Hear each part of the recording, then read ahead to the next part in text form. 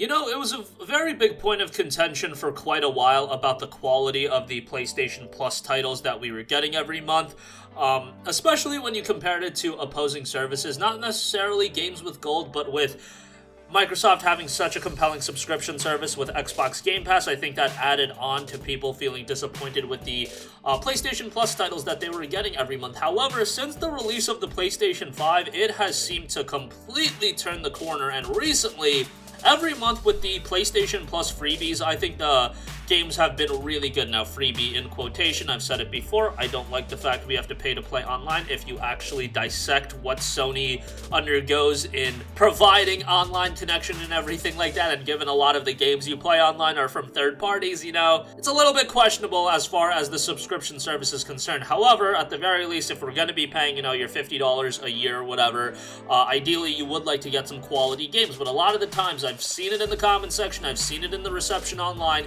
you guys are very disappointed. But since the release of the PlayStation 5, especially if you're one of the fortunate that were able to get a PlayStation 5, I feel like it's been a very, very good service in terms of offering quality titles. Like, let's circle back to November.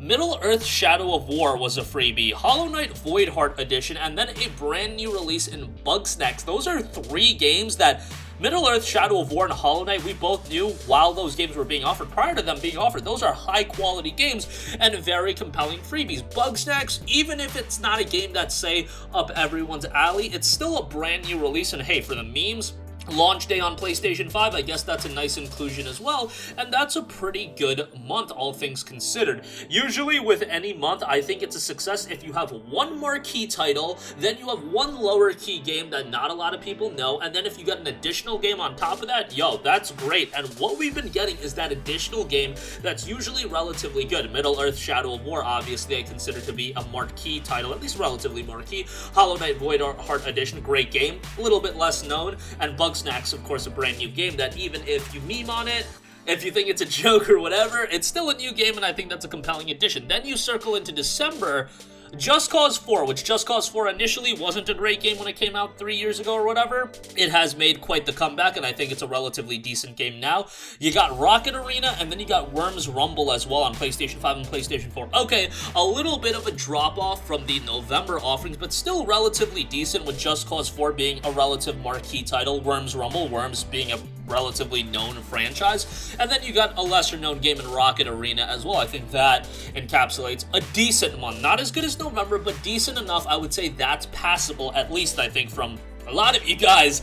Every month I would hear, okay, this month is garbage, this month is garbage, and then December being passable, I think even that is a little bit of an upgrade. Okay, let's go into January. January was fantastic. You got Shadow of the Tomb Raider, that is a known game. Greedfall, an RPG done by spiders that I thought was really good, but definitely not a game that everybody knows about. So you hit those two bullet points of having a marquee game in Shadow of the Tomb Raider, an IP everyone knows, and then Greedfall, a game not everybody might know, but it is a game that's relatively decent, and you're offering that as a plus title. I think people can find enjoyment out of that. And then if you have a PlayStation 5, you get Maneater on top of that. That is a great inclusion, and Maneater is a pretty quirky little gameplay, and as a shark RPG, I mean, maybe not a game that everybody was on tap with and looking forward to, but it's a game that's been received relatively decently, so to have that as a plus title, that's pretty good as well. Then you go into February, and I thought February was a tremendous month. I mean, February was an improvement upon January, in my opinion, as you got Control Ultimate Edition. Now, bear in mind, Control Ultimate Edition on the PlayStation 5 released that month. The PlayStation 4 version was also offered. That released a few months prior. But getting the PlayStation 5 version with your Plus subscription, that is a great addition. Control is a fantastic game to get the base game, to get the DLC with the Ultimate Edition, to get the PlayStation 5 upgrades if you have the PS5, and still to offer that game on the PlayStation 4. I think that is a tremendous offering, and while I don't think that game does fit the headlining role, it's still a notable enough game where I do think people are going to be pretty excited by it. On top of that, you got Concrete Genie, a very underrated PlayStation 4 exclusive that I thought was really good. It was released at a budget price point, but not everybody picked that up. To offer that as a plus title, again, very good. Then you got Destruction All-Stars on top of that. And Destruction All-Stars is a brand new game that was scheduled to be priced at $69.99 at the launch of the PlayStation 4. Now, since then, launch of the PlayStation 5, I should say, since then, it has been clarified that Destruction All-Stars will ultimately be a plus title in February and March, and then it will be rolled out as a $20 game, but still, that's a brand new release, and to have that, I think that's relatively decent. On top of getting Control and Concrete Genie, February was probably the best month we had seen up until that point, at least in quite a while. Maybe not ever, but in quite a while, I would say February was a slam dunk. Then, March is being considered by many to be the best PlayStation Plus lineup ever, where you got Maquette, a brand new puzzle game for the PlayStation 5. Okay, not a lot of notoriety there, not a lot of attention, but on top of that, you got the Final Fantasy VII Remake, which is a huge offering, even if there was that drawback of it not being upgradable to the PlayStation 5. And hey, yeah, it was a game that a lot of people already bought with their hard-earned money. I checked the comment section, and it seemed like a lot of you guys were coming out being like, yo, I didn't buy FF7 Remake, that was on my list of games to buy, but now I'm getting it with my Plus subscription. That's one of the best offerings ever. And even if you did have the FF7 Remake, the other titles, again, Maquette, and then Remnant from the Ashes on top of that, as a cooperative third-person shooter, I think that is such a great addition, because that is a game that is enhanced if you do play with friends.